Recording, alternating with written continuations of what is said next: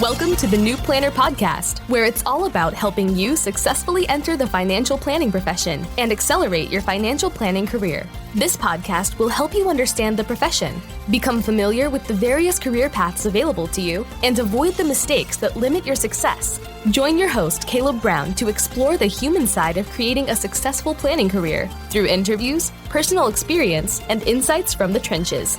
Let's get started. Welcome to the 277th episode of the New Planner Podcast. This is Caleb Brown, your host. My guest today is Brian Abatemarco, who is on the founding team of NextHelm AI. Brian joins the show today to share his financial planning journey and his role in an AI startup.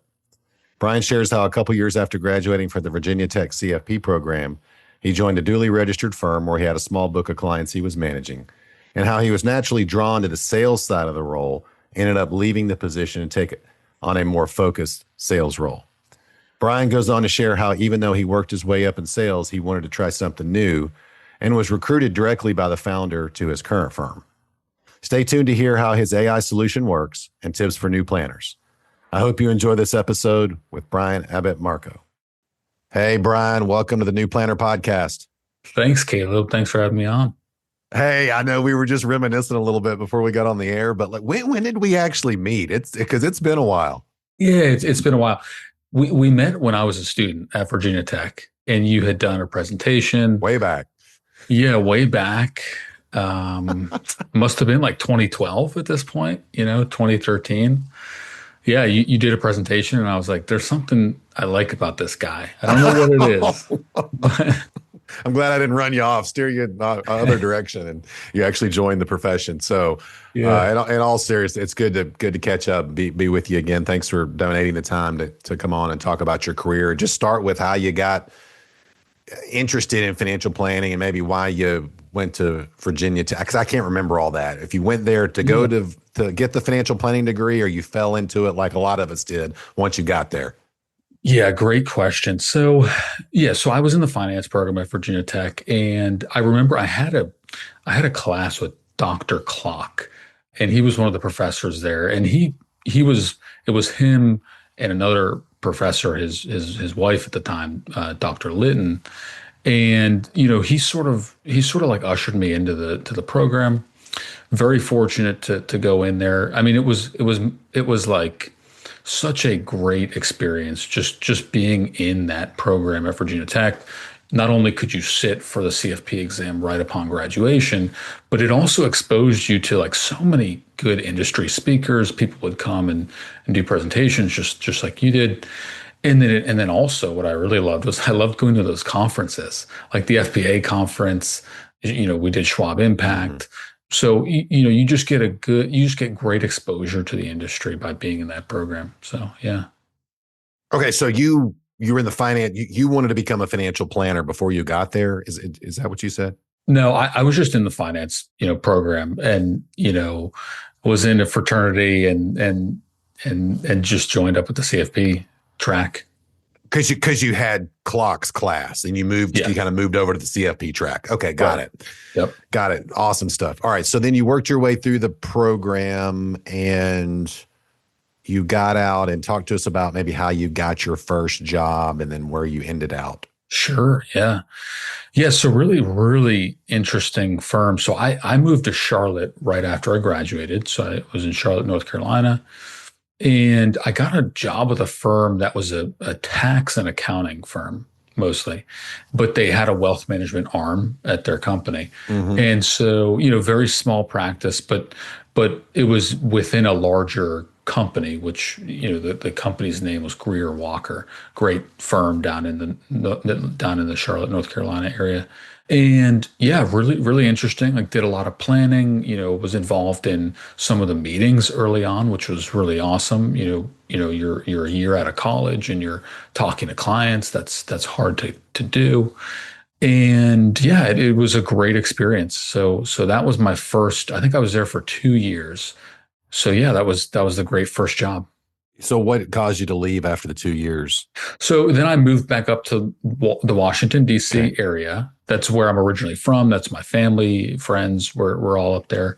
I joined up with a firm that was a duly registered firm, SEIA, Signature Estate and Investment Advisors, and really, more of like a brokerage and sort of sales outfit there, and was working under sort of like as an associate advisor under one of the head brokers or the head guys over at that company. Fantastic experience, and I learned a lot about some of the sales aspects of the business, and really just kind of how to carry yourself and present to clients just in that initial business development part of the journey. So yeah.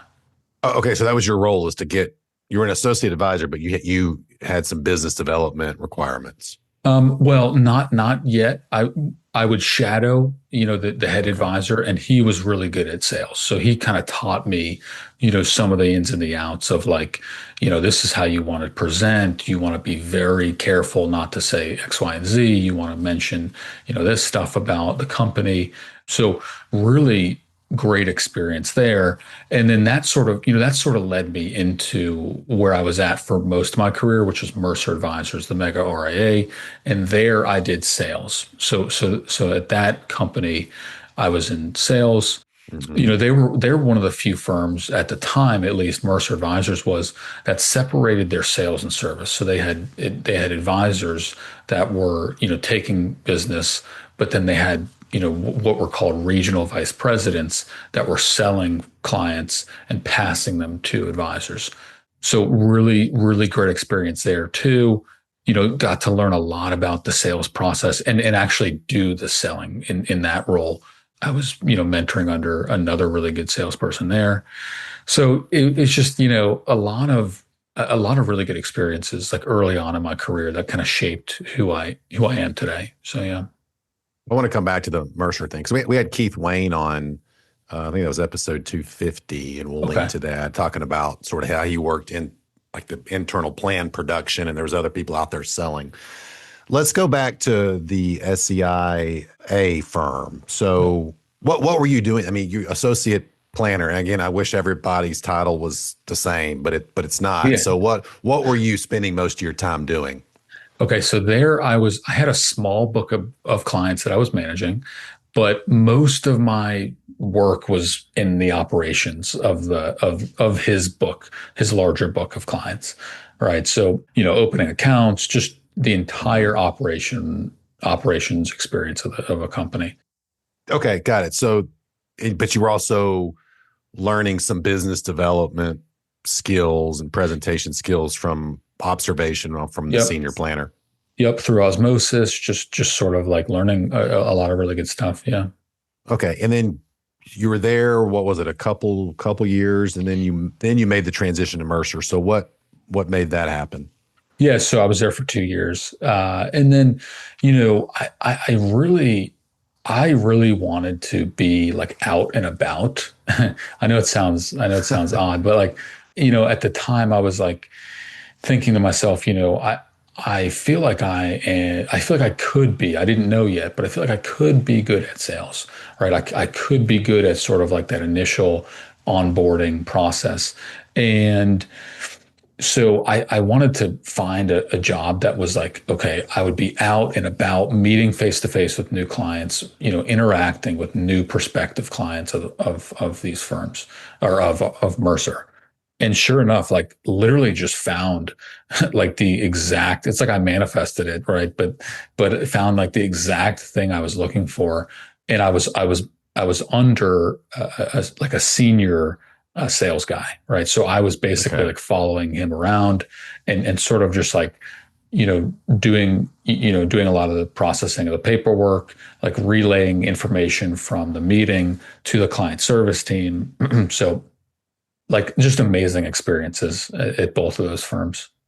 Oh, I want to unpack that a little bit. I mean, we get, a lot of firm owners are out there like, oh, these younger people don't ever want to sell or bring in business or do anything, and I can't have them as a successor. And I mean, here you are like, hey, I wanted to do this.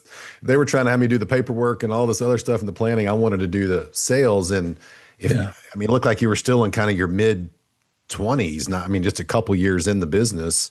And you moved into this role. I mean, just talk about, I mean, like, I guess what I'm saying is a lot of your peers probably when they were at Virginia Tech, a lot like mine at Texas, man, that makes me nervous. I don't want to have to get clients. I'm nervous about that. But you somehow took a different path. So maybe just unpack that a little bit. Yeah, that's a great observation that you have there because I noticed that too, right? Like, everyone has strengths and weaknesses, right? And I think you just have to be very honest with yourself. Okay, what are my strengths? What are my weaknesses? And I personally thought one of my strengths was like, being able to present well, being able to communicate well and listen to the clients, listen to what they're asking for and what they need.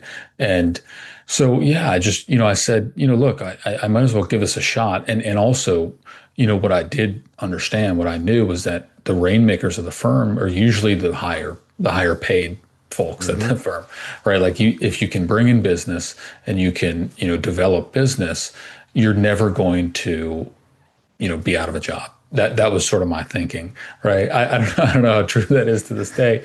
AI can't take your job, right? We're going to get to that in a minute, right? But AI can't take your job. Right.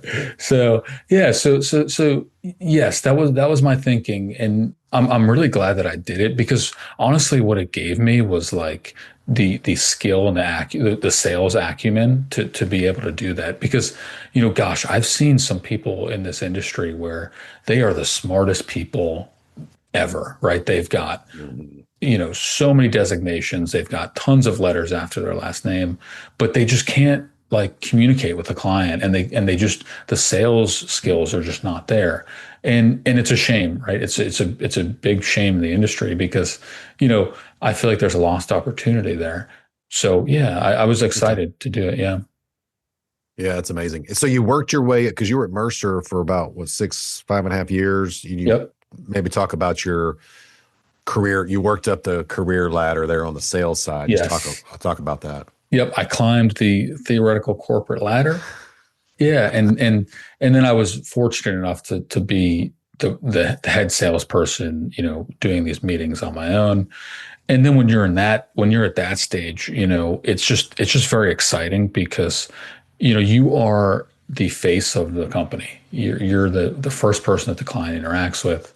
And it really, you were able to really get a good sense for the people that you're working with, what they need and what we provide being either a good thing for them, something they want, or something they don't see as having value. So yes, I basically worked my way through the ranks there and became a regional vice president. And so there were two areas that I worked in. So one was taking leads and working with clients in the branches. So of course you're aware of the Schwab referral network, the TD Ameritrade, and the Fidelity referral network. So I worked those for a little while. And then I went over to the direct marketing side of the business, which was mostly taking leads that came in from organically from the website. People would go to the website. They'd say, "Hey, I'd like to have a conversation."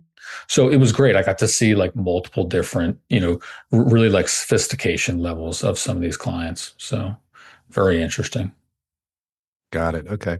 And then, I mean, maybe just talk about like what were you required to bring in a number of clients or accounts or assets or something per, just talk a little bit maybe about the metrics. So they had metrics for us. Like it was mostly based on, your territory and then, just different goals for the year. I mean, right. So like, if the previous year, if you brought in 30 million, they'd want you to do 40 million the next year. And then if you did 40 million, they want you to do 50.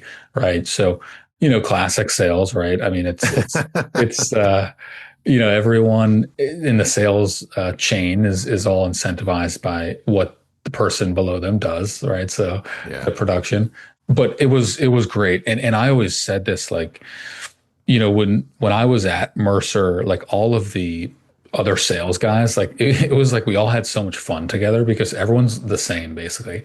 We're all performers, we all have that personality type where you're just outgoing and a lot of people who played sports and stuff like that. And so it's just a fun atmosphere to be in that environment. So you had a good run. Looks like you had a lot of success there. And then you left all that for the gig that you're at now. So tell us more about that. So I had a year stint actually that I did at Creative Planning, and that was where I was an advisor. So basically my thought process, I had a lot of different thoughts along this career path that you're seeing here. And so I wanted to build a book of business. The thing about sales is it's fun and you have, you're able to make some good money. But what happens is you just don't have anything to show for it. You don't have any client relationships that you That's right. own. So I was thinking, I want to target something more long term, and I went into being an advisor. So I was an advisor at Creative Planning for a year. Fantastic experience. Loved my time there. What Peter Maluk has built at Creative Planning is like truly unbelievable, from everything from like the culture of the firm to just the infrastructure. I mean, it's just remarkable. So yeah, so was managing, a book of business just shy of 50 million there. And then, I was basically at the point where I said, look, I want to take a risk here. I want to, go in a different path. I want to take a risk. And so that's where, I was networking. I found my current founder, the company that I'm working for, which is an AI platform for financial advisors. And, I've always had these like entrepreneurial thoughts and ideas, and just of like different tools that could work for advisors. And, was thinking to myself, if not now, then when, right? Like I wanted to really explore like that. And, to be honest with you, like I have my CFP. My thought was like, I can always go back into the industry. Like I could, there's always, people are always looking for advisors, especially with their CFP to manage clients. Like the demand is so prevalent there, and there's just not that many advisors with CFPs, right? So I went into this AI company, and that's where I am now. So yeah. I mean, it's kind of like what a lot of entrepreneurs come to the conclusion, like, if it doesn't work, I mean, what's the worst thing? Like, okay, I have to kind of hat in hand, tail between the legs, go back and ask for a job. Like, and that's not so bad, right? I mean, and I think that pushes a lot of people over the edge once they kind of lay out sort of the. Okay, so I want to talk more about the current role, but I'm curious. So here you are, high performer at Mercer. You then decide I want to build a business. Did you go to them and say, hey guys, I want to stop the sales side, put me in an advisor role? I mean, did you have to leave the firm? So we considered that, although the thing was they wanted me to start over, like career track number one, and like be like a financial planner, which I understand, right? Their thing was like, well, you don't have a ton of experience doing planning and sitting with clients. And I was like, I can't be just a financial planner, like take that far of a step back. Sure. So yeah, just started looking and came across Creative Planning, and again, great experience at Creative. I mean, I can't say enough good things about the company and the people there. So yeah. Got it. So your current firm now, talk to us more about what the product is and what your role is. Yeah. So at the current firm, I am basically our chief product officer / head of sales. At these startups, you end up doing multiple different things. You can say you have one title, but you really have like 4 or 5. So I really head up like a lot of the product development, and then also most of the sales, because our sales are selling other RIA firms, other advisors. So, our whole, my whole pitch is like, look, I've been in your seat for, over a decade, and I understand what your problems are. I understand what you're looking for. And so, here's what we've built, and here's all the advantages. So, yeah. And what's the tool? What does it do? Yeah, so basically, it's an AI platform. It allows folks to link up their current software tools. So you link up your tools, and you can perform tasks in those tools just by prompting the system. So, for instance, like you could say, hey, I want you to update this CRM contact. I want you to update this address in CRM. Enter, and it would just go ahead and do it in the actual CRM. Right. So And then there's tons of other use cases as well. Like you can, what I think personally is a game changer is like, if you've ever tried to schedule meetings with a client, right? Like, clients ask for, hey, can you send me 3 or 4 times that work for you? You can literally prompt our model and say, hey, find me 3 times on my calendar and send this to an email to this client. And it'll literally go and look on my calendar, find 3 times, put it in an email, and I just have to look at the email once through, and then click approve and send, and it sends out automatically. So amazing. Yeah. So it's like, it is like the cutting edge tech out there, right? It's very, very cutting edge. And then of course, like we do most other, large form workflows. So like if you're onboarding a client, you might have like 10 to 15 different steps. We can automate basically 80 to 90% of those. But one of the things that we cannot do is send documents out through Schwab or out through Fidelity, right? Like, so, but everything else all the tools you use in your business, we can automate tasks in those tools. So yeah, it's really interesting. I mean, I think it's a crowded space, right? It wasn't, just 2 years ago. Now I feel like everybody's got something. I know, was it Altruist just came out with their Hazel, or they've had it for a while, they updated it or something. Yep. I mean, is this AI? I mean, is this going to replace financial planners? So I get this question a lot. I don't think there's a shot in hell that it replaces financial planners. So, people always think that, like you say, you're doing an AI company for financial advisors. People think that you are trying to replace financial advisors, right? That I think that is the best way to go broke if you're trying to start a company, right? Because it's just not going to work. People enjoy interaction with other people, right? No one's going to listen to, I mean, maybe at the fringes of the market, like maybe the smaller end of the market, folks might follow the advice of an AI, but most of what we're doing is like enhancing the advisor experience, right? So we are making it like extremely simple and easy to use our product, so that all you have to worry about is just meeting with your clients. You're not doing like all this operations work, and from when I was an advisor, one of the biggest things that I came across was like, I had maybe 50 to 60 clients, and you'd have like maybe 1 or 2 tasks per client. So I was always afraid that I was going to drop the ball somewhere, and I'm like, gosh, like a lot of times I don't have a way to track my tasks from start to completion. Like I have to go and search, where are we at with this transfer? Where are we at with this? And so I wanted to build something that like tracked everything and kept everything in one place. And so that's another benefit of our product. Yeah. So really cool. I mean, people ask me that all the time too. And my answer has been, and it could change going forward, but it's like, it's just going to help you work with more clients. Kind of just like what you said. I mean, it's going to help you work with more clients, not drop the ball, provide better service. And so I think generally that's good. And I think, again, and I know Kitsis and Carl and all these people talk about this, like people doing real financial planning. And you kind of said this earlier too, like just not even close, at least where we are right now. Yeah. Yeah, for sure. You're not an advisor. I mean, you didn't really you left the advisor seat. You didn't leave the business though. Is that kind of the way you classify it? Exactly. And that was by design. Like I wanted to stay in, and I want to stay in wealth management. Like that is I love the industry, right? I love markets, and I love, helping clients and helping people.